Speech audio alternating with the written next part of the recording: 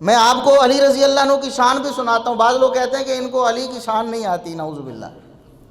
ہمیں بالکل اسی طرح جس طرح ابوبکر رضی اللہ عنہ کی شان آتی ہے، عمر کی شان آتی ہے، عثمان کی آتی ہے، اسی طرح علی رضی اللہ عنہ کی شان بھی اللہ کے فضل سے آتی ہے. چند حدیثیں میں عرض کرتا ہوں صحیح بخاری وغیرہ سے، جو سیدنا علی رضی اللہ عنہ کی شان میں محمد الرسول اللہ صلی اللہ علیہ وسلم نے فرمایا. سب سے پہلی حدیث امام بخاری فرماتے ہیں حدثنا مسدد قال حدثنا یحییٰ عن شعبۃ عن الحکم عن مصعب بن سعد عن ابیہ. سیدنا سعد بن ابی وقاص رضی اللہ عنہ کے بیٹے مصعب بن سعد اپنے والد گرامی سعد بن ابی وقاص رضی اللہ عنہ سے بیان کرتے ہیں ان رسول اللہ صلی اللہ علیہ وسلم خرج الی تبوک.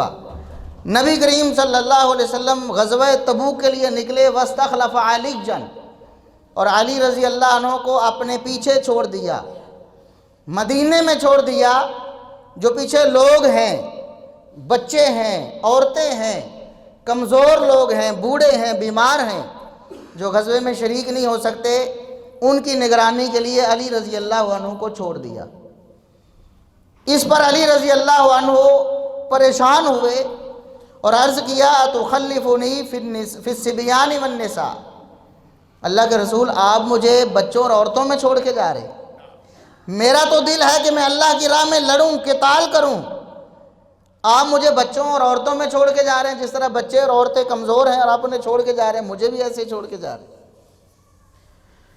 میرا دل نہیں کرتا کہ آپ مجھے چھوڑ کے چلے جائیں اور میں غزوے میں شرکت کی بجائے یہاں بیٹھا رہوں مدینے میں. تو نبی کریم صلی اللہ علیہ وسلم نے ارشاد فرمایا الا ترضى ان تكون منی بمنزلۃ ہارون من موسیٰ. علی کیا آپ کو یہ بات پسند نہیں ہے کہ میری اور آپ کی نسبت وہی ہو جائے جو موسیٰ اور ہارون کی نسبت تھی. موسیٰ ہارون علیہ السلام کے بھائی تھے، اور جب طور پہ گئے موسیٰ علیہ السلام اللہ کے حکم سے تو پیچھے ہارون علیہ السلام کو چھوڑ کے گئے. تو جس طرح ہارون کو موسیٰ علیہ السلام پیچھے چھوڑ کے گئے، میں محمد الرسول اللہ، تم علی بن ابی طالب کو پیچھے چھوڑ کے جا رہے ہیں، اور آپ میرے بھائی بھی ہو. جس طرح ہارون موسیٰ کے بھائی تھے، تم چچا زاد ہو، بھائی ہوتا ہے. ساتھ ہی آپ صلی اللہ علیہ وسلم نے ایک شبہ کا ازالہ فرما دیا کہ میری بات کا کوئی غلط مطلب نہ لے لے. لوگوں نے پھر بھی لے لیا. نبی کریم صلی اللہ علیہ وسلم نے فرمایا تمہاری میرے ساتھ وہی نسبت جو موسیٰ کی ہارون کے ساتھ تھی. ہارون علیہ السلام موسیٰ کے بھائی تھے، اور پھر موسیٰ علیہ السلام کے ساتھ انہیں نبوت بھی مل گئی. یہ بات یاد رکھو الا انہ لیس نبی بعدی، میرے بعد کوئی نبی نہیں ہے، لہٰذا تمہیں نبوت نہیں ملے گی. ہاں بطور بھائی چارے کے اور ایک تعلق اور ایک ساتھ ہونے کے، جس طرح موسیٰ علیہ السلام نے اپنے پیچھے با اعتماد بندے کو چھوڑا تھا، میں بھی تمہیں چھوڑ کے جا رہا ہوں. موسیٰ علیہ السلام کی ہارون علیہ السلام سے نسبت، اس میں کتنے فضائل ہیں، کتنا مقام ہے، کتنی شان ہے. ہم اللہ کے فضل و کرم سے اسے تسلیم کرتے ہیں. لیکن بعض لوگ اس حدیث کو غلط اس کی تشریح کر کے علی رضی اللہ عنہ کی شان میں غلو کرتے ہیں. کیا کہتے ہیں؟ وہ کہتے ہیں کہ نبی کریم صلی اللہ علیہ وسلم کے بعد سب سے زیادہ مقام صحابہ میں سے علی رضی اللہ عنہ کا ہے. علی رضی اللہ عنہ فرماتے ہیں میرے بارے میں دو لوگ ہلاک ہو جائیں گے، جو غلو سے کام لینے والے ہیں وہ بھی ہلاک ہو جائیں گے. ایسے لوگ ہلاکت کی طرف جا رہے ہیں. اس حدیث میں قطعاً محمد الرسول اللہ صلی اللہ علیہ وسلم نے یہ نہیں فرمایا. اور ایک انجینئر صاحب وہ کہتے ہیں کہ ان حدیث سے معلوم ہوتا ہے کہ جتنی نصرت اسلام کی علی رضی اللہ عنہ نے کی ہے اتنی ابو بکر و عمر نے بھی نہیں کی.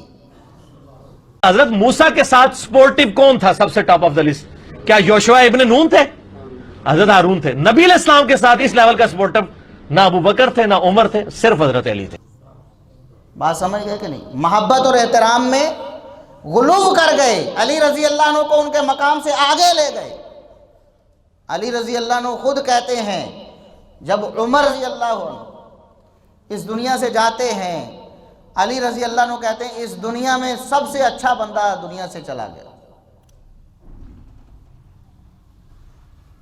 عمر رضی اللہ عنہ ان سے بڑھا دینا اور سیدنا ابو بکر صدیق رضی اللہ عنہ سے بڑھا دینا،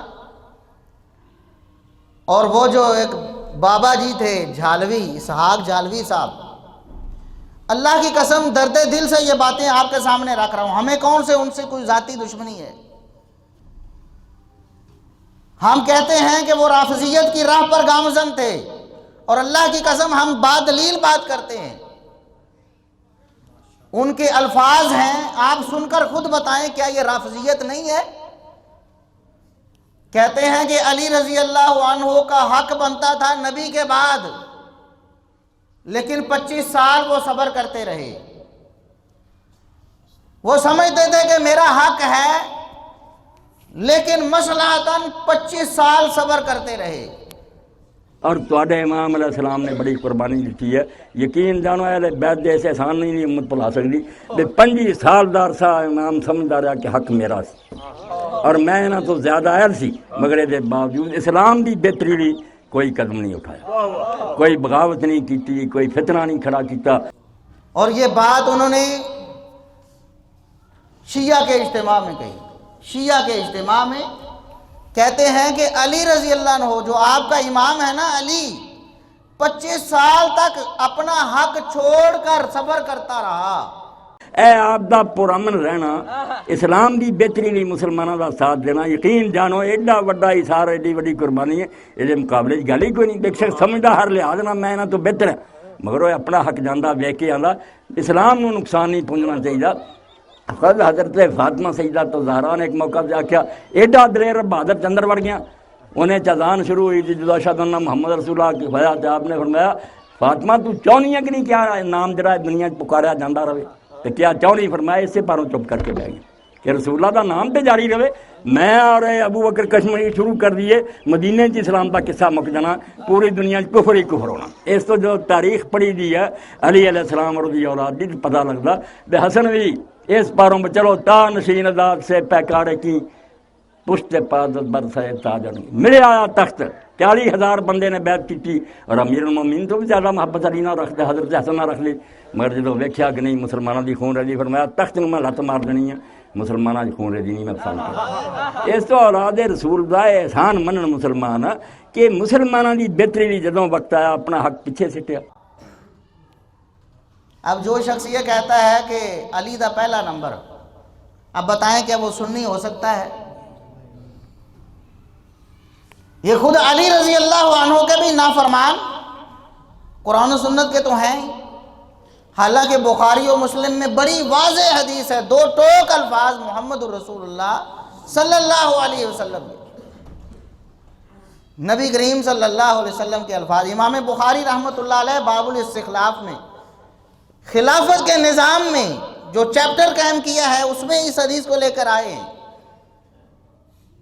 اسی طرح امام مسلم نے بھی یہ روایت بیان کی ہے مختلف الفاظ کے ساتھ۔ پہلے میں یہاں بیان بھی کر چکا ہوں، میں صرف اشارہ کروں گا۔ نبی کریم صلی اللہ علیہ وسلم کے آخری ایام تھے، ایک تو ہے قلم کاغذ آپ نے مانگا بالکل آخری لمحات میں، اور ایک اس سے 2-3 دن پہلے بھی مانگا تھا۔ وہ سیدہ عائشہ رضی اللہ عنہا سے کہا تھا کہ اپنے والد ابو بکر کو اور اپنے بھائی عبد الرحمن کو بلاؤ، میں کچھ لکھوانا چاہتا ہوں، مجھے خطرہ ہے کہ میرے دنیا سے چلے جانے کے بعد لوگ طمع کرنے لگیں گے، کوئی کہنے والا یہ کہے گا کہ میں زیادہ حقدار ہوں خلافت کا، اس لیے میں لکھوا دینا چاہتا ہوں۔ جب سیدہ عائشہ رضی اللہ عنہا ابھی بلانے لگی تو آپ نے فرمایا ٹھہر جاؤ، ٹھہر جاؤ، میرے دل میں یہ خیال آ گیا ہے کہ یأبی اللہ ویدفع المؤمنون، اللہ رب العزت بھی انکار کر دے گا، اللہ کو بھی منظور نہیں ہوگا اور مومنوں کو بھی منظور نہیں ہوگا۔ یہ صحیح بخاری کے الفاظ ہیں، اور صحیح مسلم کے الفاظ اس سے بھی واضح ہیں۔ نبی کریم صلی اللہ علیہ وسلم نے فرمایا یأبی اللہ والمؤمنون الا ابا بکر، عائشہ رہنے دو، میں نے جو لکھوانے کا خیال کیا تھا اب میں وہ خیال چھوڑ رہا ہوں، اس کی وجہ یہ ہے محمد الرسول اللہ صلی اللہ علیہ وسلم فرماتے ہیں اللہ بھی انکار کر دے گا اور مومن بھی انکار کر دیں گے کہ ابو بکر کے علاوہ ہم نے کسی کو خلیفہ بنانا۔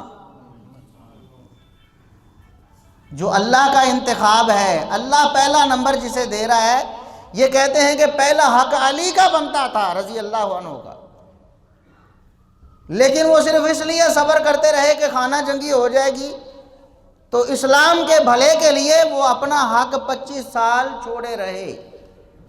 اب یہ بتائیں کہ کیا یہ رافضیت ہے کہ نہیں؟ یہ علی رضی اللہ عنہ کی شان میں غلو ہے کہ نہیں؟ یہ محمد الرسول اللہ صلی اللہ علیہ وسلم کی بلکہ اللہ کی نافرمانی ہے کہ نہیں؟